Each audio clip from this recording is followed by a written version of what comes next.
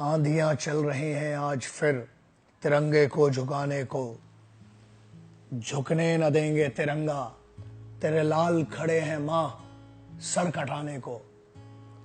आज बात करेंगे, लेकिन ये वो लोग ना देखें जो सिर्फ 2 दिन के देशभक्त होते हैं, जिन्हें सिर्फ 15 अगस्त और 26 जनवरी को मां की याद आती है। और हर वो आदमी देख सकता है जिसके लिए पूरे 365 दिन ये मिट्टी, ये भारत माता उसकी मां है। मैं इसके नाज उठाता हूं तो ये ऐसा नहीं करती, ये मिट्टी मेरे हाथों को मैला नहीं करती। शहीदों, क्रांतिकारियों, फकीरों की जमीन है जिसे हिंदुस्तान कहते हैं। मां बंजर भी हो जाए तो बुज़दिल पैदा नहीं करती। हिंदुस्तान की जमीन है यार। 15 अगस्त 26 जनवरी 2 दिन बड़े इंपॉर्टेंट इस देश में माने जाते हैं। जरा अपनी देशभक्ति को हैशटैग के ऊपर भी लाओ, बहुत जरूरी है। बच्चा अपाहिज भी हो जाता है तो मां उसे नहीं कहती कि मेरी औलाद नहीं है, लेकिन मेरे देश में चंद 2-4 चीजें गलत क्या हो गई। कुछ लोग कहने लगे कि भारत महान नहीं है। अरे यार, कैसे देश में रहते हैं, शर्म करो यार। मां कभी ऐसा नहीं करती। और हर उस इंसान के लिए आज बात करना बहुत जरूरी है जो इसको अपनी मां अपने लहू से सींच कर इस वतन को, अपने इस तिरंगे के लिए दिन रात मेहनत करता है कि यार तिरंगे पे आंच ना आ जाए। उन 3 रंगों के लिए, ये सिर्फ 3 रंग नहीं है दोस्त, इन 3 रंगों का जितना इंपॉर्टेंस है वो शायद हर आदमी समझ नहीं पा रहा है, लेकिन अब समझना जरूरी है।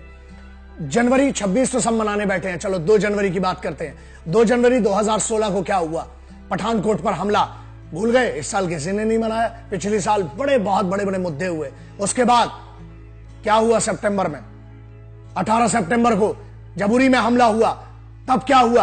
4 दिन की देशभक्ति जागी, उसके बाद फिर अपने काम में सब लग गए। काम करो, कोई बड़ी बात नहीं है, कोई बुरी बात नहीं है, सबको काम करना चाहिए। लेकिन क्या हुआ उसके बाद? फिर 29 नवंबर नगरोटा पे हमला हुआ, 4 दिन टें बजा न्यूज चैनल्स पे, उसके बाद सब भूल गए। कोई गया उन शहीदों के घर पे?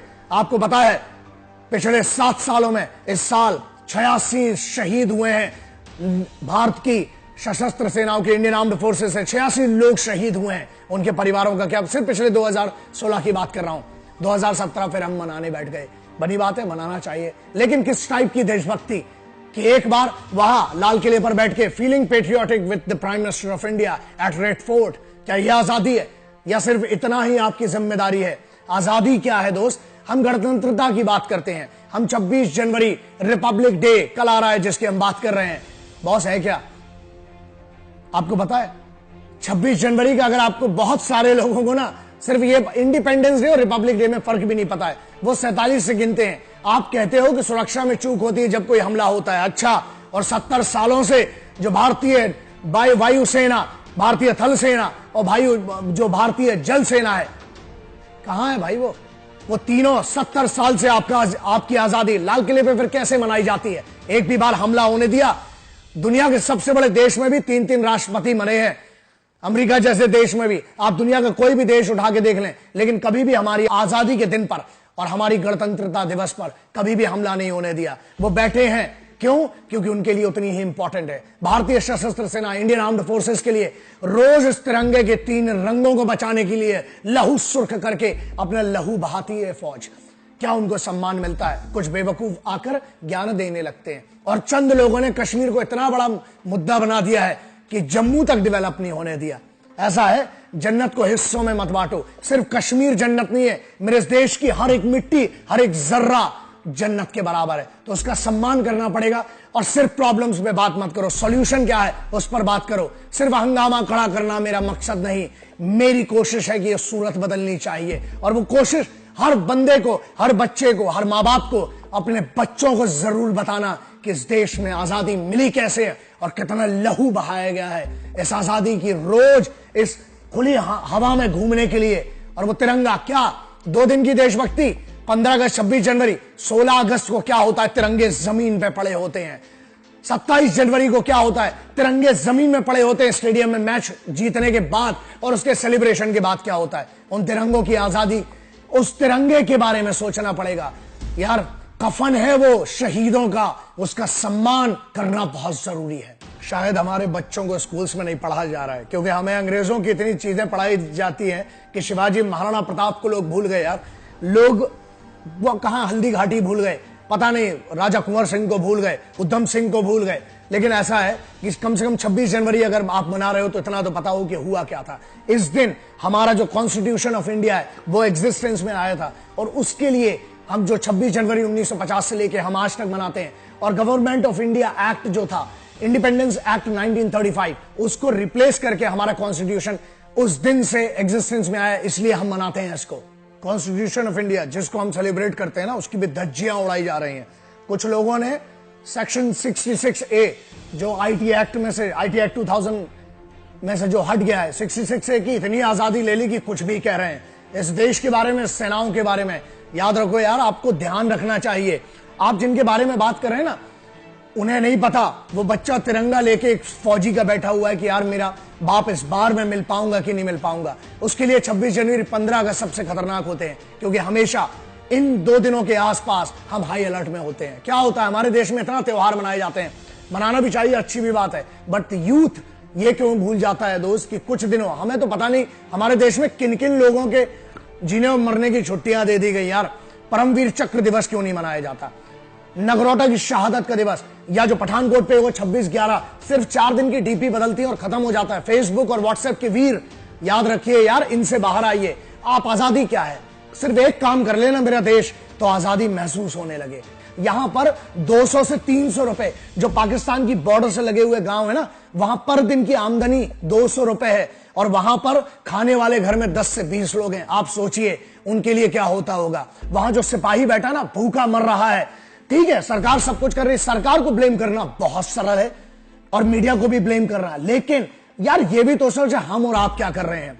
सिर्फ 4 दिन की डीपी, 4 दिन की व्हाट्सएप या उसकी प्रोफाइल करिए, बहुत इंपॉर्टेंट है, उसकी मैं इज्जत करता हूं, मैं यूथ की इज्जत करता हूं, मैं उनका फैन हूं, हमेशा कहता हूं। लेकिन आपसे एक आशा कर बैठा हूं, और वो आशा ये है कि आप ही इस देश को बदलेंगे। और इस देश को बदलने के लिए इंपॉर्टेंट 3 चीजें याद रखो। पहला, महिलाओं की और बूढ़ों की और मां बाप की इज्जत करो यार, क्योंकि उनने जो देख के आपको पाला है ना, बहुत शहीद आजम की बुलाइन है कि हम भी आराम उठा सकते थे घर पर रहकर, हमें भी पाला था माँ बाप ने दुख सह सहकर, अरसे रुखसत उन्हें इतना भी ना आई कहकर, गोद में आंसू जो टपके कभी रुख से बहकर, तिफल बच्चा तिफल उसको ही समझ लेना जी बहलाने को, हमने जब वादी कुर्बत में कदम रखा था, दूर तक अहले वतन आई थी समझाने को, क्या मेरा रंग दे, मेरा रंग दे, मेरा रंग दे बसंती चोला।